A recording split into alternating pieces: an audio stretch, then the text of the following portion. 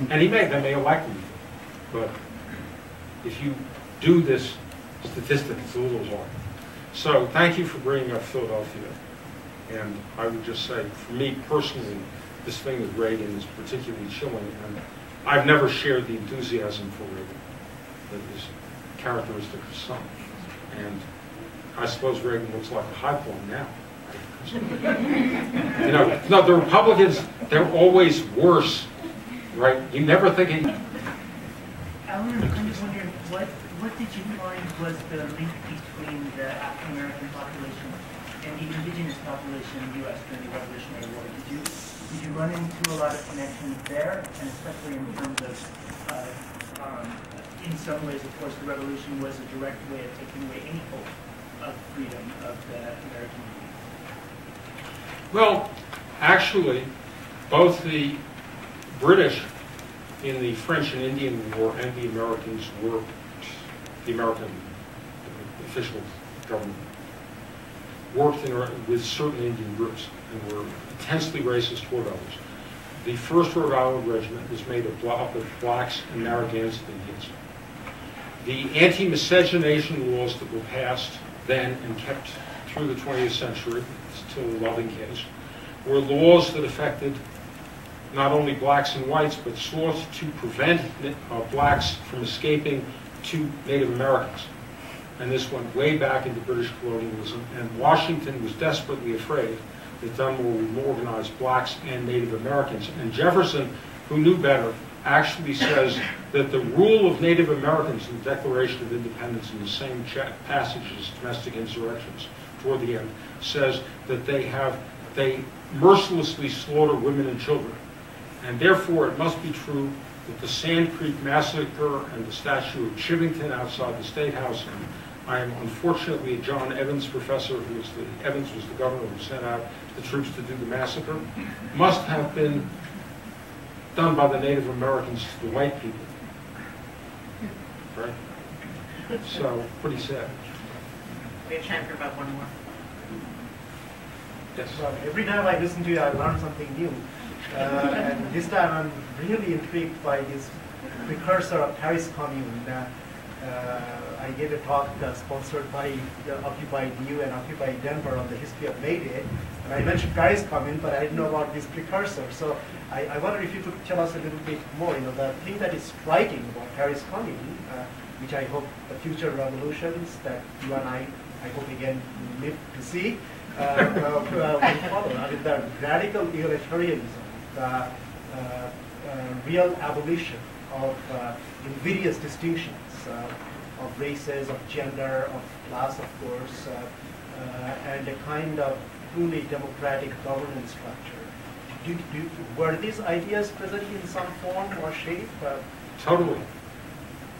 So Sharp had the idea, which was taken up by Thomas Peters and of what he called dividing them up into tenths or tithings, actually, and hundreders, 12s and hundreds. And they would select representatives. There would be a council. So everything would be very democratic.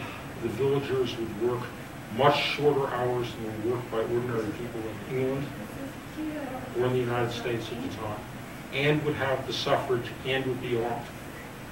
But the rest of the Sierra Leone company, which is this abolitionist company, were a bunch of very racist people who didn't like this idea of black people organizing themselves, thank you. And they wanted Clarkson, who was a decent guy in many respects, and didn't put up, he actually opposed their swindling of these people in some way. But he had the attitude that he knew everything and that they were going to ruin everything, and he came to hate Thomas Peters. And it's just vile toward Peters.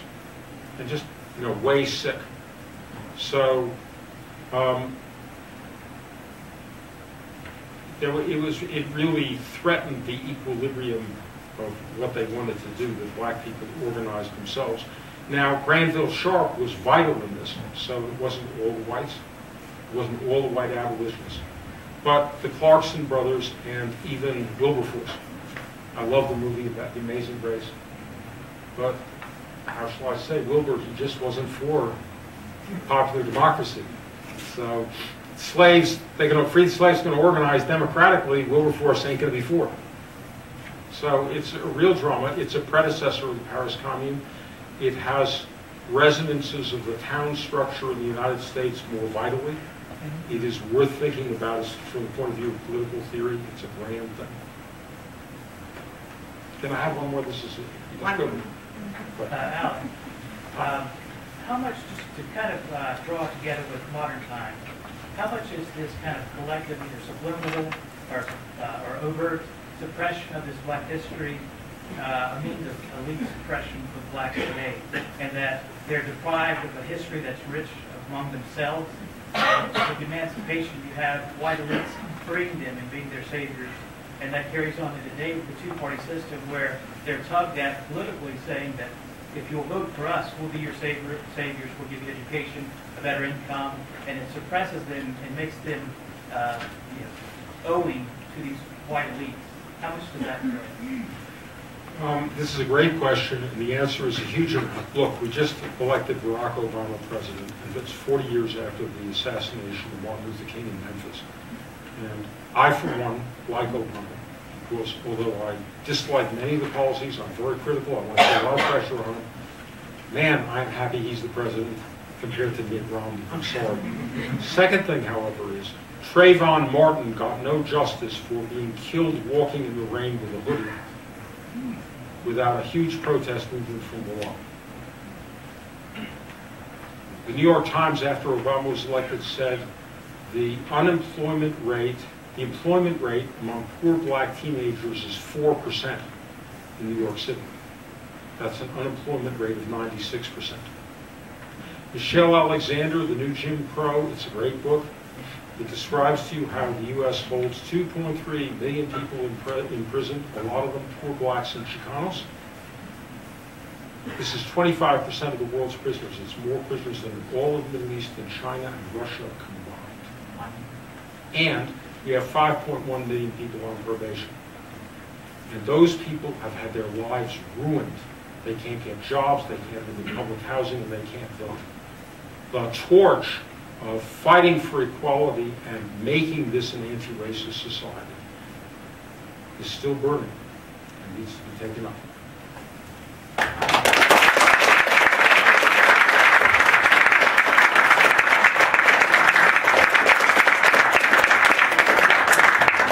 And I would love to sign the book, and anybody who'd like to get my blog, I have a place where you can give me your email address and I'll send you my blog. We're going to ask you to form a line that way. Forming a line that way, and the books are on the cart back there, and we're so grateful, and I just love the way you ended that. That was really important. And I do remember Obama said that we have to make it, so we have to put the pressure on. He wants us to do that. So, thank you. The conference Alan mentioned is May 12th, Saturday, May 12th. We'll try to stop this next war before it starts this time.